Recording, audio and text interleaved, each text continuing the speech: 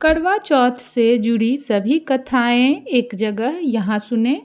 कार्तिक मास की चतुर्थी तिथि को करवा चौथ का व्रत किया जाता है। करवा चौथ के व्रत का संबंध करवा माता और गणेश जी से है। साल की गणेश चतुर्थी को गणेश जी की पूजन किया जाता है और कार्तिक मास के चतुर्थी बड़ी होती है, इसलिए इस दिन करवा चौथ का व्रत किया जाता है। इस व्रत में कथा सुनने का विधान है। सभी लोग अपनी अपनी परंपरा के अनुसार व्रत कथा सुनते हैं।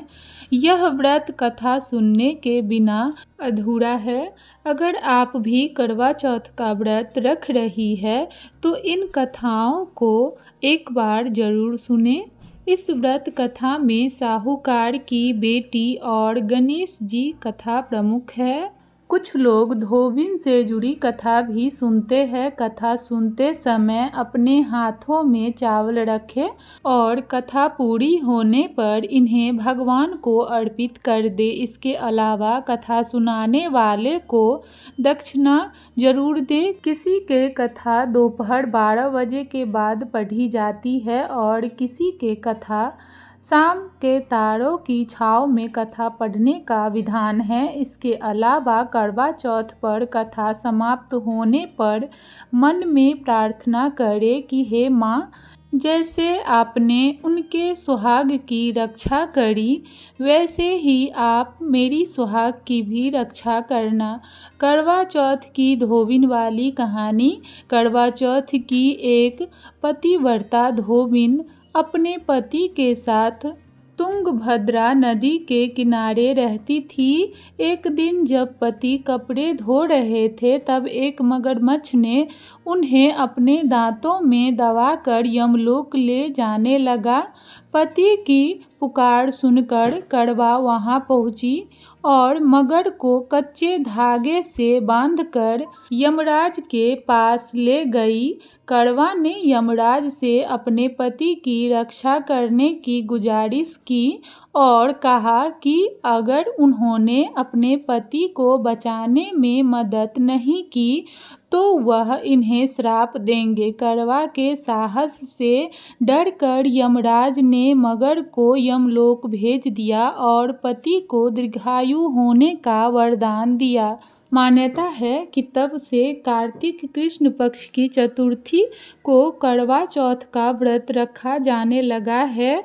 करवा चौथ के व्रत में सुहागिन महिलाएं करवा माता की प्रार्थना करती है कि जैसे उन्होंने अपने पति को मृत्यु के मुंह से वापस निकाला, वैसे ही उनके सुहाग की भी रक्षा करें। साहूकार के 7 बेटों और 7 बेटियों वाली कथा। एक साहूकार के 7 लड़के और 7 लड़की थी। साहूकार के बेटे अपनी बहन से बहुत प्यार करते थे। साहूकारनी के साथ उनकी बहुएं और बेटी ने चौथ का व्रत रखा था। चौथ का व्रत में चांद देखकर ही व्रत खोलते हैं। रात को जब साहूकार के लड़के भोजन करने लगे तो उन्होंने अपनी बहन से भोजन के लिए कहा।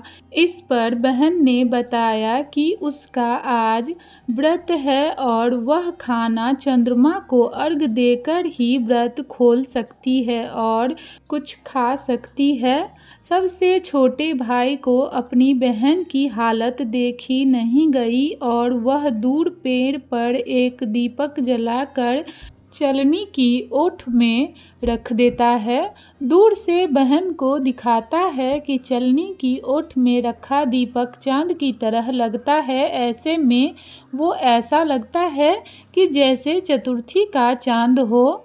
बहन ने अपनी भाभी से भी कहा कि चंद्रमा निकल आया है, व्रत खोल लें, लेकिन भाभियों ने उनकी बात नहीं मानी और व्रत नहीं खोला।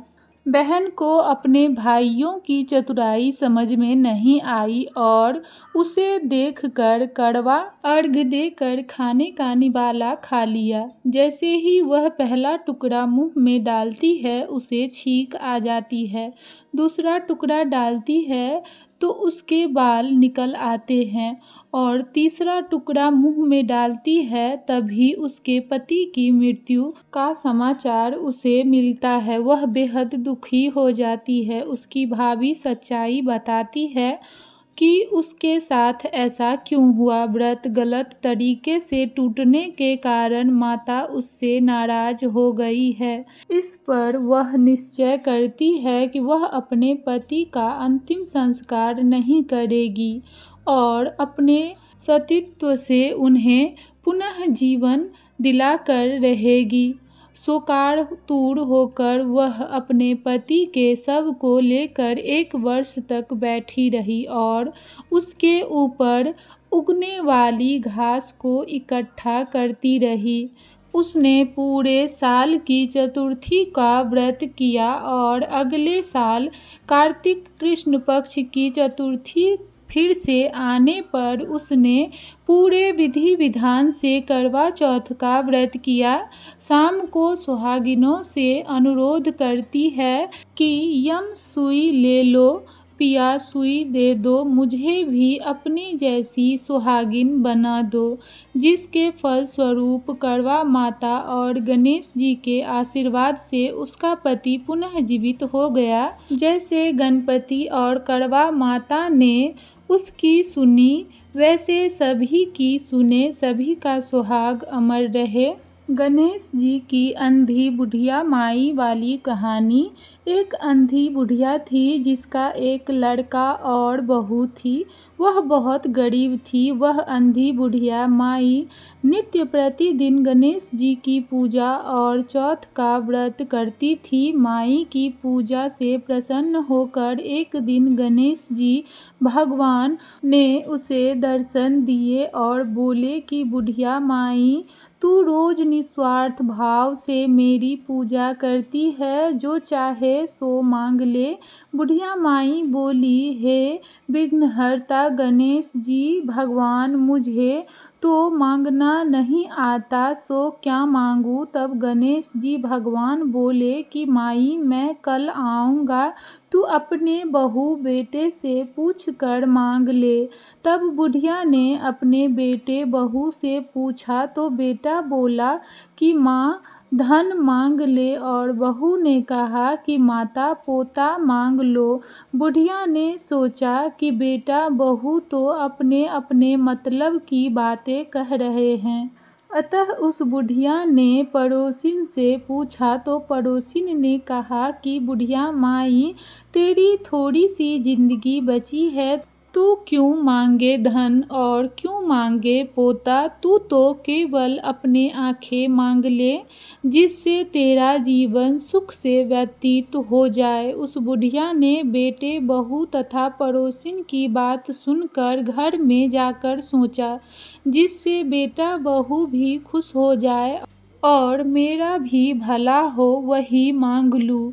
जब दूसरे दिन गणेश जी भगवान आए और बोले, बुढ़िया माई मांग ले। गणेश जी भगवान के वचन सुनकर बुढ़िया माई बोली, हे विघ्नहर्ता, अन्न देवो, धन देवो, निरोगी काया देवो, अमर सुहाग देवो, दीदा ढोवा देवो। सोने के कटोरे में पोते को दूध पीता देखूं, अमर सुहाग देवो और समस्त परिवार को सुख देवो। आपके श्री चरणों में मुझे स्थान देवो।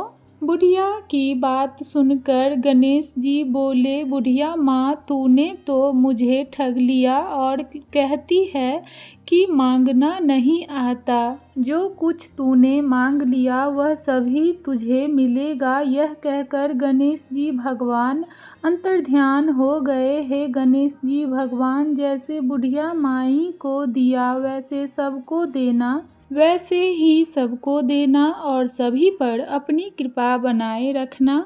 इस तरह करवा चौथ की कथा समाप्त होती है। तो अगर वीडियो अच्छी लगी हो तो वीडियो को लाइक करें, शेयर करें और इसी तरह के वीडियोज़ देखने के लिए हमारे चैनल को सब्सक्राइब जरूर करें। धन्यवाद।